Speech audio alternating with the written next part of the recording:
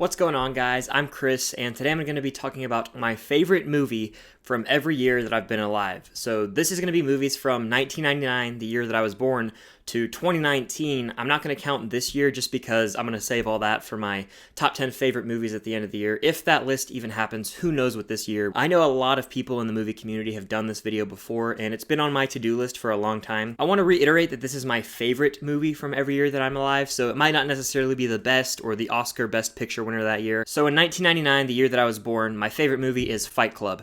This movie is directed by David Fincher, stars Edward Norton and Brad Pitt, and I remember my junior year of high school, I actually got to do a project on this movie in a psychology class, and I had so much fun with it. It really grew my appreciation for this film. Fight Club has become a cult classic in and of itself. I just love how this movie messes with your mind. It has a message about consumerism, like this is your life, it's ending 1 second at a time, and how it shows all these ads and how the narrator has insomnia throughout the movie. And then of course there's a lot of reveals throughout this movie that are very well done. I make sure I watch Fight Club every year. For the year 2000, my favorite movie has to be Remember the Titans. If you follow this channel for any time, you know that I gush about it constantly. It's my favorite sports movie, and I think Denzel Washington should have been nominated for an Academy Award because what he does here as Coach Boone is phenomenal. He's able to unite this group of white football players and African American football players in a Virginia high school during the segregation period, and you just get behind this brotherhood, this camaraderie that forms with the team, and you get a really compelling sports drama that has a lot of themes dealing with racism and issues that are still relevant today, unfortunately. And I think this is a movie that everyone needs to sit down and watch as a country right now. It's one that I grew up with, one that I always watch every year. For the year 2001, I have to go with the Pixar movie Monsters, Inc. Now, I absolutely love this movie. I think that it's top 5 Pixar for me. The relationship between Sully and Mike is just so funny on screen. It's like they're this great comedy duo, but in animated form for kids. And that's really due to John Goodman and Billy Crystal, who have fantastic chemistry. One of my favorite voice acting duos, I would have to say. And you get to see their relationship with Boo throughout the film develop, and you get a heartfelt story that's very creative. I think this is one of Pixar's most creative stories, I'd have to say, dealing with screams and laughter, with kids' fears, of course. And then Randall, played by Steve Buscemi, one of the best Pixar villains. It's one of the most iconic movies in my childhood, and I've always loved it. For 2002, I have to go with Sam Raimi's SpiderMan, one of the first major comic book movies that really kickstarted this genre. You get to see the origin of Peter Parker, played by Tobey Maguire, and you see his relationship with Mary Jane and Harry Osborn. And then, of course, you see Norman Osborn, played by Willem Dafoe, as the Green Goblin, who I think is one of the best Spider-Man villains we've seen in a movie. And, of course, you get that awesome battle at the end. Very brutal, probably the most brutal stuff in any Spider-Man movie. And along the way, you get this coming-of-age type story in a way where Peter is figuring his life out, his relationship with MJ, his high school days. One of the more rewatchable Spider-Man movies, in my opinion. For the year 2003, I had to go with Pirates of the Caribbean, The Curse of the Black Pearl, one of the definitive movies of my childhood. I watched this movie countless times. I had the Captain Jack Sparrow sword that I got from Disney. I love the ride at Disney World. I grew up watching this movie, this series, all the time, and this is by far my favorite in the series and one of my favorite movies of all time. I think that it's one of the most rewatchable movies ever. The fact that Captain Jack Sparrow, aka Johnny Depp, was nominated for an Oscar, yes, I think the two are interchangeable, it baffles me. He really was so transformative in this role, and he became the character so much so that I actually view Johnny Depp as Captain Jack Sparrow. It's hard for me to separate the two, like I said. You just get a swashbuckling adventure that is fun from start to finish and never drags. It's one of my favorite movies of all time. 2004 was a year that contained a lot of great films, but my favorite has to be National Treasure. And it might honestly just be for this quote. I'm gonna steal the Declaration of Independence. This movie is fantastic. Is it cheesy? Of course, but I totally turn off my brain when I watch it, and I just have so much fun.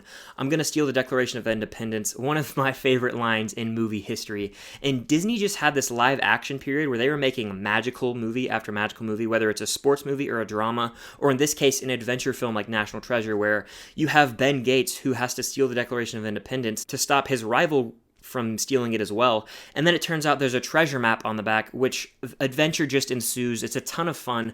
Seriously, this is one of the most rewatchable movies I've ever seen. And I grew up with this movie. I had the DVD, and it came with this piece of paper inside where you would go to the special edition menu, and you would actually try and solve, you would decipher one of these maps, these treasure maps, kind of like the Liberty Bell scene in this movie. So I adore this movie. I could quote the hell out of it. I really do love it. And if you haven't seen National Treasure, do yourself a favor and have a good time. For the year 2005, we're breaking into Star Wars territory. If the shirt didn't give it away already, It's Star Wars Episode 3, Revenge of the Sith, my favorite prequel and a top 5 Star Wars movie in my opinion. Growing up, this was such a taboo movie for me because I was 5 years old when it came out, and it was the first Star Wars movie to receive a PG-13 rating, so it was kind of like, oh, I'm kind of nervous to see it. And the first time I watched it, I'll be honest, the scene where Palpatine gets electrocuted kind of freaked me out a little bit. And of course, when we find out why Anakin turns into Darth Vader, why he gets the suit towards the end on Mustafar, that really did creep me out as a kid.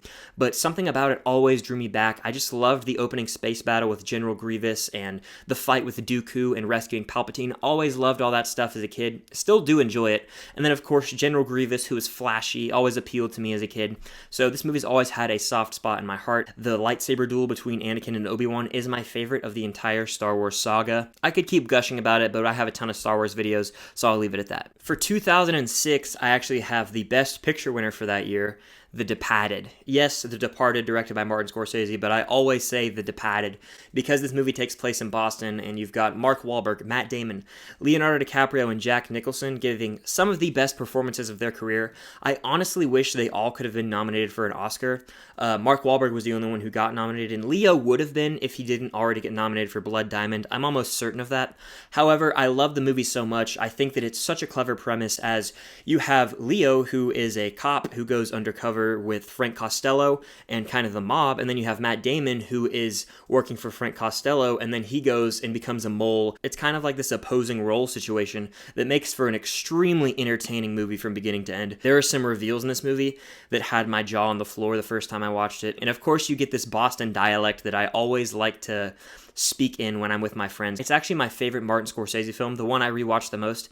I know that's a hot take, it's just my opinion. 2007 is a year that brought us one of my favorite Pixar films, Ratatouille. And that is my pick. I love this movie so much. I have a very fond experience with it.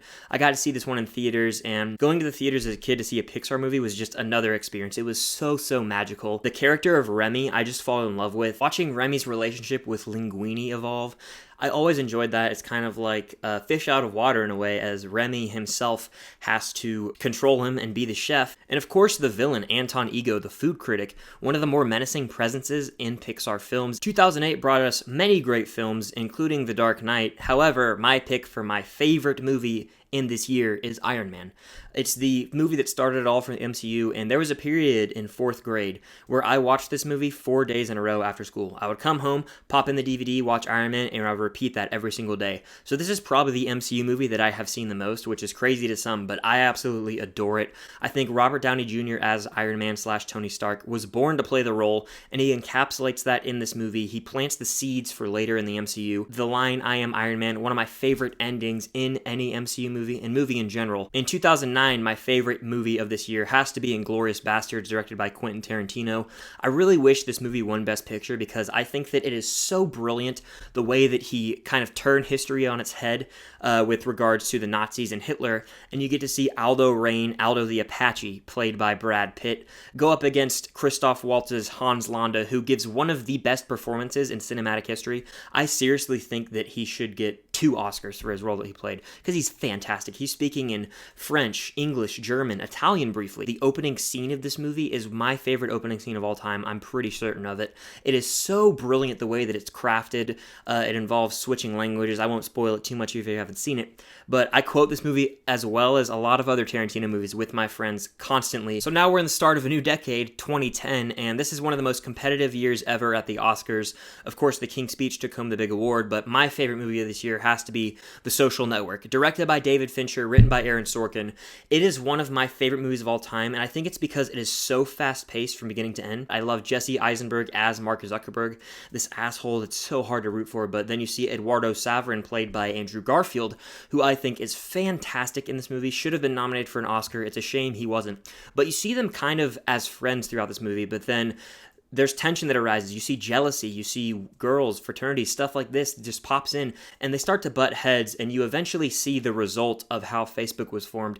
And it really kind of makes you look at Facebook and the way it was created through a different lens. Essentially, it's a bunch of people talking in rooms for 2 hours, but it's so damn compelling. In 2011, my favorite movie is Moneyball, which was actually written by Aaron Sorkin as well, so we had 2 fantastic years in a row. Moneyball is one of my favorite sports movies of all time, and Brad Pitt and Jonah Hill give phenomenal performances. I could gush about them all day, but the one thing I love about Moneyball is it takes a subject, baseball, something I'm not a huge fan of, but not only baseball, but the stats behind baseball, and it makes them accessible and interesting to the common fan and the normal moviegoer, and it's so compelling. There's a sequence where the A's, the Oakland Athletics, are on a win streak, and that is some of my favorite sports movie content ever. 2012 brought us another Tarantino film that I love, Django Unchained. Talk about a bloody good time. I mean, Tarantino went over the top with the violence, but for a reason. This movie deals with vengeance and revenge, and of course it's from Django's point of view, and you see him get to wreak havoc on these slave owners who were just awful people, and Calvin Candy, aka Leonardo DiCaprio, such a menacing, evil villain, completely despicable character. Of course, you've got another Christoph Waltz performance as he plays Dr. King Schultz. I don't love him as much as Hans Landa in Inglorious Bastards, but he's still so great, and he did go on to win the Oscar as well, so he's won 2 Oscars with Tarantino. You get that classic Tarantino dialogue in this movie, and of course, it's his first venture into the Western genre. For 2013, my favorite movie has to be Denis Villeneuve's Prisoners, starring Hugh Jackman and Jake Gyllenhaal. I always regard this movie as the most overlooked movie by the Oscars. It was completely overlooked for the performances by Gyllenhaal and Jackman. I think they both should have been nominated, but I also think it should have been nominated for directing, picture, and screenwriting.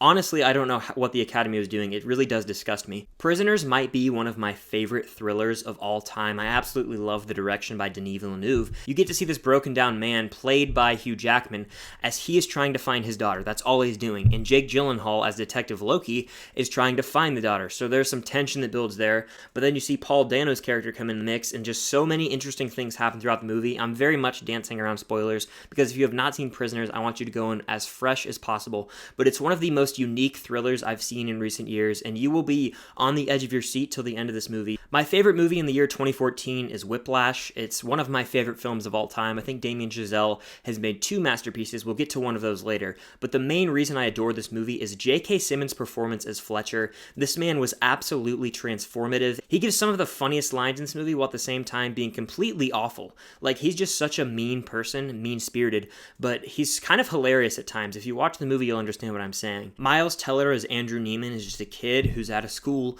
trying to do his best that he can in the music game, but of course J.K. Simmons pushes him to the limit, and you get to see them at odds throughout this movie.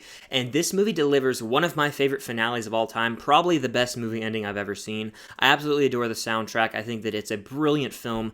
Give it a shot if you haven't seen it. I'm sure you all have, but Whiplash is one of my favorite films of all time. 2015 brought me one of my favorite cinematic experiences of all time, nay, probably my favorite cinematic experience of all time, and that is Star Wars The Force Awakens, the start of the now infamous sequel trilogy. And I have probably the sweetest memory ever at a movie theater, as I'm a diehard Star Wars fan. I grew up on the originals and the prequels, and getting to see a Star Wars movie in theaters for the first time blew my mind. I was transported to my childhood when John Williams' score played at the beginning, but the movie itself was so fresh and original while taking stuff that I love from the original trilogy, especially A New Hope, and it blended it so well. It introduced these characters, these new characters, while blending in the old. And then, of course, I'm not as fond of the later movies that Disney put out, but I still love this movie. I think it's a ton of fun. One of the most rewatchable Star Wars films. 2016 is the year of La La Land and Moonlight, and I think it will always be remembered for that. But my favorite movie of this year is La La Land. I absolutely adore this movie. I think that it's a musical masterpiece, especially for the modern day musicals. Emma Stone and Ryan Gosling give fantastic performances, and their chemistry on screen is so believable. I think Damien Chazelle brilliantly directs the film, and it's one that I listen to the soundtrack very frequently in my car for, but the message that it has about either choosing your passion as an artist or being with your true love, and how there's this struggle between the two, is portrayed to perfection in this movie. 2017 was another fantastic year for film. My favorite movie of 2017 is Edgar Wright's Baby Driver. This might be one of the most unique films I've ever seen, as the music was matching the editing and everything that was happening on screen. If someone would tap the wall, the beat of the music would match it, and it was like that throughout the entire movie. I have to give major props to Edgar Wright and his vision for that. The story itself kind of centered around heists, and it took place in Atlanta, and I live in Georgia. The movie was so fun, so fast-paced. 2018 is another tough year for me to talk about, but my favorite movie this year right now at this moment has to be Avengers Infinity War, the first part of this epic conclusion to the Infinity Saga. I love it so much. Thanos is probably the best MCU villain and one of my favorite villains of all time. I'm not going to gush too much because you've heard my thoughts on Infinity War, but I adore this movie, and I'll never forget the first time I saw it in theaters. That ending had me shook. And the last year that I'm doing in this video is 2019, and my favorite movie from 2019 is Quentin Tarantino's Once Upon a Time in Hollywood, the ultimate hangout movie. You've got Leonardo DiCaprio playing Rick Dalton and Brad Pitt playing Cliff Booth, and they are probably my favorite on-screen duo of all time. I know that Tarantino's put out some other great duos, there's a lot of great MCU duos, but I adore their chemistry on screen, and this is one of the most quotable movies of all time. If I'm ever hanging out with my friends, or if I'm talking to my good buddy Trevor over at Film Geeks, we are always quoting this movie. It's just such a fun film. You get to see these characters in old school Hollywood, as this movie is essentially an homage / love letter to classic Hollywood, and you get to see these characters just hang out on screen for most of the film, and then when you get to that third act and you really care about the characters and the situation they're in, it goes bonkers. Quentin Tarantino has his Quentin Tarantino moments, and for that reason, I adore this movie, and it's my favorite of 2019. So if you've made it to the end of this video, thank you so much. I know there was 20 years about to go through, so that's a lot of movies, a lot of talking. Thank you all for sticking around. If you haven't already, please consider subscribing to the channel. I've got a lot of videos planned, live streams, collabs, all that good stuff, and definitely consider hitting the like button. Comment your favorite movies from every year you're alive down below, or comment your favorite year for movies that you've been alive in. I know there's a lot of great years out there, so I'm curious to see what you guys have to say, and I'd be interested in having a discussion. Thank you all for sticking around if you made it to the end. If you just watched part of this video, just thank you for clicking on the video in general. It really does mean the world, and until next time, I'll see you guys later.